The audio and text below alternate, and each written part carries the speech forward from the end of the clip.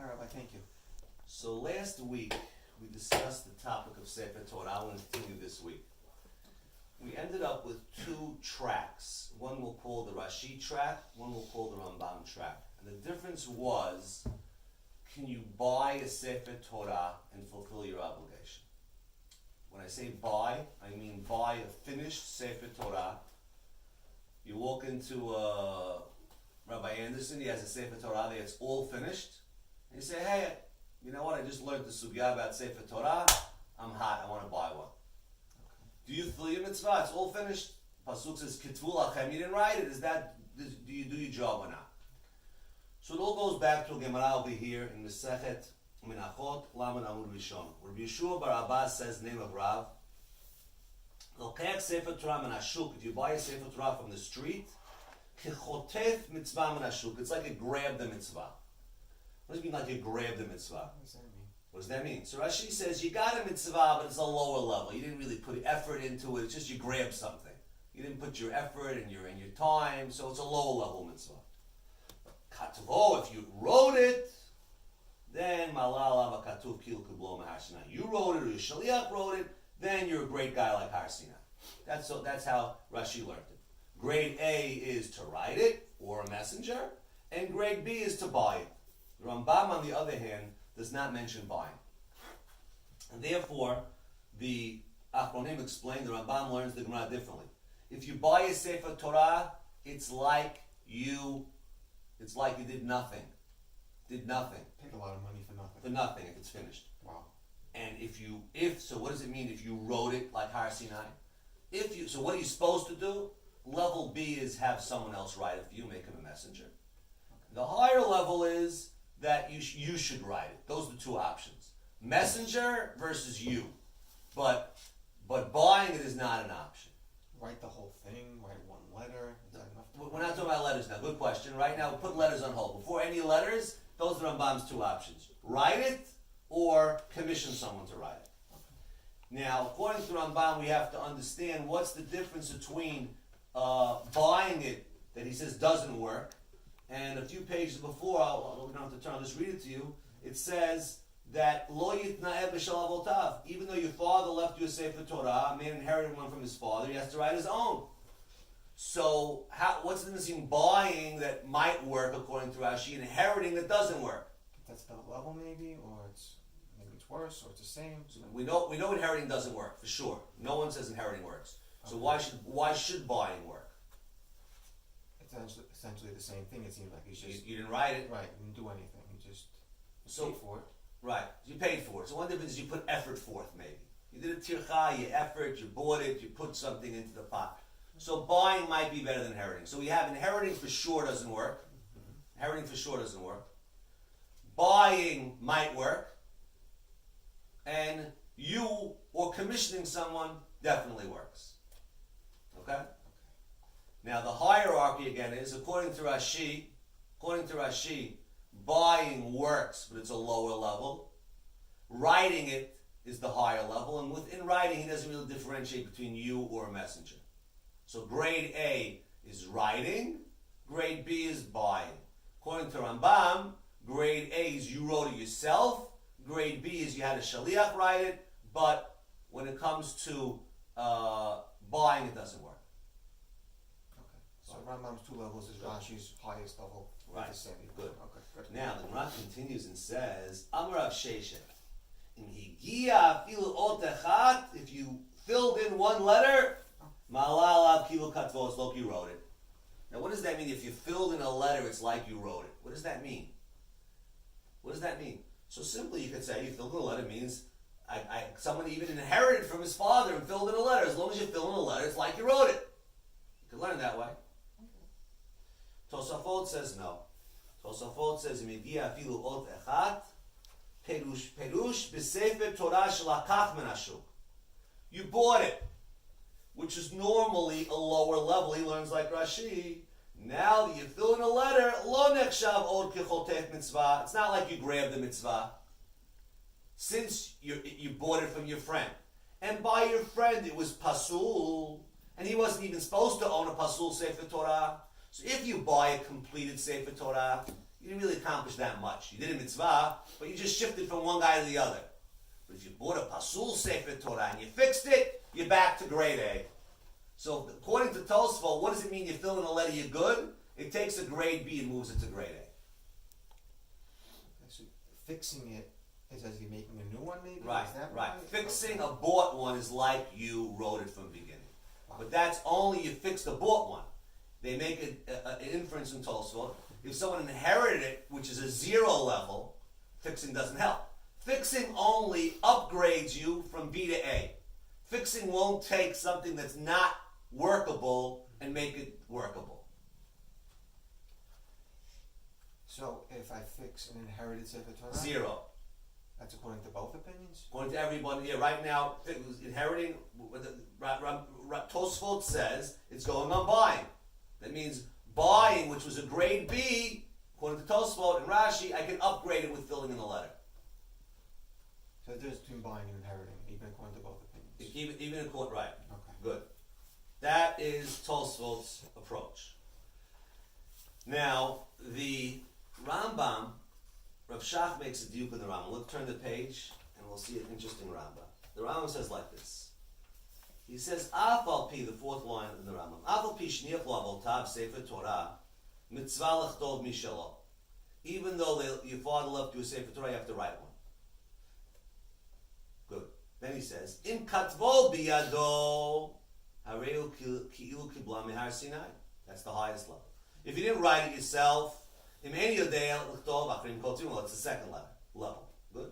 So buying's out, inheriting's out, because he doesn't mention buying, and he says that. What are the two options? You write it, or your shaliach writes it. Then he says, "V'chol hamegia sefer Torah afilu ot echad harei ki'ilu katav kulo." If you filled in a letter, it's like you wrote the whole thing. On which one, though? Oh, on which one? Very good. So Rav Shach says the Rambam saved filling in the letter for last, right after the messenger, which means grade A is you write the whole Sefer Torah. Grade B is you have a messenger to write the Sefer Torah. And now you want to take the grade B, which is you had to commission someone to write the Sefer Torah from the beginning to the end. And then you fill in the last letter, you went to grade A. So filling in the last letter, says Rav Shach, always takes you from a grade B to a grade A, depending on what your grade A and grade B is. In the world of Rashi, grade B is buying it. Grade A is writing it. So you take the grade B of buying it, fill in the last letter, it's like you wrote it. According to Rambam, what's grade B? Grade B is a messenger wrote it. So now you take the grade B as the messenger wrote it, and you fill in the letter, we upgrade it like you wrote it. But says Rav Shach, filling in the letter will never help you in a case that's totally disqualified. That means, just like according to Rashi, you can't fix an inherited one with a letter, according to Rambam, you can't fix a bought one with a letter. Filling in letters only works to take a grade B and move it to a grade A. Wow. It's a wow. So what does that mean? It comes out, according to this, you have a Sefer Torah dedication. Now there's different Sefer Torah dedications. What went on exactly? How did the guy do it? That was filling in letters, I know that. Never said Sefer Torah dedication. You want a letter, you want a letter, you want a Right, letter. everyone's filling in letters. So what's going on over there? We don't even know what's going on over there. What are you filling in letters for? Did he finish Now, it? Did they start it? They didn't finish. They Is it just filled it. Shaliach? Not a Shaliach. Right. What in the world's going on? I have no idea. The truth is, I honestly have no idea. Because the owner fills in the last one, I got it. He filled in the last one. Now, if somebody that was hired by the owner wrote everything till then, he filled it out, beautiful. According to Rambam, that's the highest level. But now, I honestly don't understand. If you're working on, either however you learn it, you have some guys filling in the middle, they think they're doing their own mitzvah. They're not your messengers if you own the Sefer Torah. So what exactly are they doing? If anything, they're detracting from your mitzvah. Because when you have the messenger write it for you, it's like you wrote it. Now, we come to the last 20 Pisukim, suddenly you stop writing it, someone else is writing it, they think they're writing it for themselves. What exactly are you doing? They want to be part of it, maybe. They want to be part of it, Is but that anything? It's got to be something, no? it might be something, but is it helping the owner? That's going to be our next question, which is, what about partnership? Can you partner up? Well, that happens all the time. Happens all the time, partners. So does partnership work? We don't even know if partnership works. But we'll get there a little bit later in the class. But if partnership doesn't work, then I don't really know what you're doing by giving away those letters to people. Oh, boy. Oh, boy. So someone told me in our shul, that when he did his Sefer Torah, it was really all kosher. The pieces that they left out were parts of the letter. The letter really was finished already. It was just a dot in the letter, so it really was kosher. those letters they were filling in were really kosher. You didn't really need them to fill it in. So. It was like, I don't even know what it was. So we have to figure that out, what's going on with those letters. That sounds a little sneaky. Okay. We don't know what's going on with those letters. Okay? Fine. Good. That's the story over here. And again, so we have Rav Shach learns that way. The Minchat Chinuch on the other way says, no, maybe if you fill in a letter, it works even on an inherited Sefer Torah. Maybe in a filling in a letter is just magical because you took a Pasul Sefer Torah and made it kosher. It's got to be something. Maybe that's the and there's a young man, not that young anymore. His name is Joey D. Jamal, and on a Sunday morning shifty, he made a diuk in the Rambam. The Chol Hamagia Sefer Torah. Why did I hear the word anybody? He wants to say B'chol means in all cases. Not just the last one. Right, even in an inherited case, it works. He wants to argue Rav Shach with his diuk. Okay, it's Joey D. Jamal. Okay. A little gutsy to do that. Yeah, that's gutsy, but Joey's a gutsy guy. Okay, good. Now, another little tidbit is a sefer called Toachot Re'em. He says like this. He says the whole concept of buying a sefer Torah that it doesn't work. You know why it doesn't work when you buy a sefer Torah? Because you didn't accomplish anything. What'd you do? You moved it from guy A to guy B. You own it. You own it, but you didn't accomplish anything. You didn't bring any more sefer Torah into the world. You didn't write anything. Okay. But if you buy it from a sofer, and his whole purpose writing it was because he knows someone's going to buy it. So ultimately, you did bring that Sefer Torah into the world. It's different than a guy bought a Sefer Torah, he has it for 20 years, he ran out of money, wants to sell it, and you buy it, you didn't do anything. You just shifted the Sefer Torah from one guy to the other guy. It was already set up. Right, but here, well, I don't care if you commissioned it, the bottom line is this sofer wrote it because you were going to buy it from him. You can commission it, or you can't. I mean, regardless, you made it come about it's without uncommissioned. So if they didn't even want it, that sounds like he's just writing it to write it. But he's writing it because he knows someone's going to buy it. It's not even mitzvah to him, maybe. Oh, for sure it's not a mitzvah for him because he's giving it up. Good. Our next discussion now is writing a Sefer Torah in partnership. So that's the end of discussion one. We're on to partnership. Turn to page Samach Gimel. Page Samach Gimel. Those of you that are watching, we're actually using the Shifty original, and we will get you hopefully the updated sheets soon. So the Sefer Chinuch comes and says, you know why you have to write a Sefer Torah? It comes to there's a general chakira. You know what a chakira is? I'm not sure.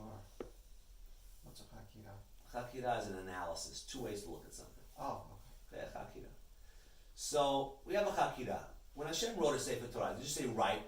It's like a chok, paragma, write. I don't know why, because I want you to write one. Is that the pshat? Or he wants you to write so that you can learn from it.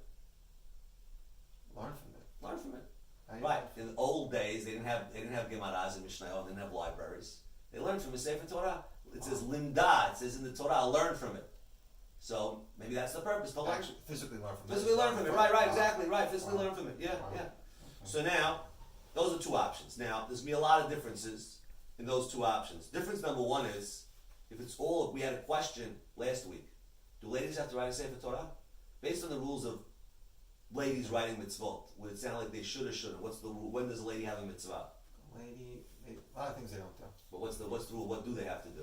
Time-oriented things? Right, so that's time they don't do. Right. Non-time they do. So Sefer Torah is not time-oriented. It's a positive man. It's not Zman Grama. They should have to do it. Do it anytime, right. They should have to do it. So why don't they do it? We don't see ladies doing it. Okay, Sure. at least not our ladies. Maybe the ladies that wear tefillin write Sefer Torah. But why aren't they writing it? So they want to say based on the chinuch, because if the whole purpose of writing is to learn, they don't have a mitzvah to learn like men do. They have to learn their halachot, but they don't have to learn to learn. Their learning is a means to an end. They don't have a mitzvah to learn. It's not one of their mitzvot because it says "L'matem et benechem," teach your children, not your daughters. So girls have to learn the halachot, but they don't have to sit down and learn for the purpose of learning like men do. So since they don't have to learn, they don't have to write a Sefer Torah. But if it's just writing, maybe they do. That's one difference. Another difference is, and this is a big difference, which we're not going to discuss that much right now, is I don't want to use the words times change, but if the purpose, if God said write a scroll, write a book to learn from, so books change. When books were only Sifrei Torah, I only have to write Sifrei Torah. Oh, like when they're on these scrolls. Right, now that we have Gemaras and Mishnayot, because it used to be you could only talk Torah Shabbat, you couldn't write it. But now that Rabbeinu HaKadosh said that you should write Mishnayot and Gemara, and now our main learning is coming from those books. Maybe those are the books you should be printing and writing and buying, and the Sefer Torah, which you don't even learn from anymore, might not be the main mitzvah. You might shift the mitzvah, which is one of the reasons they tried. Rav Moshe Feinstein says, how come not everyone writes a Sefer Torah? I understand it's expensive, but why not? Maybe because, and that's going to be a discussion, if now you also have to buy books besides the Sefer Torah, or maybe the mitzvah switched. The Beit Yosef says no, you still have to write a Sefer Torah, as the Chidah and many others. But some say no, today you might not have such a responsibility to write a Sefer Torah. Times might have changed. For the Again, purpose of learning, you don't really, you know, you now, learn from that's one. now, when it comes to partnership, we have a similar question. If the mitzvah is to write it, so maybe you can't do the mitzvah together writing it. How could two people write it? If the mitzvah is to own it, to learn from, we could be partners, and I learn and you learn, and we share it. Maybe it works. So some say no, maybe the opposite. Maybe if it's to learn from, we can't share it. I have to have something to learn all the time. You have something to learn all the time. But if it's writing, maybe you could partner up in the writing. It has to be personally yours to learn from. Maybe not. So at the end of the day, partnership is unclear. Some poskim say the partnership doesn't work at all. Wow. And some say it's a zechut. It's unclear. So if you really want to do it right, you hire yourself there from the beginning to the end, on your own. You don't let anyone else fill in any letters, according to my humble opinion. And you fill in the last few letters, and that way it's as if you wrote the Sefer Torah. And that's, we got a lot more to do on this topic, but that's it for now. Have a great day. Thank you very much.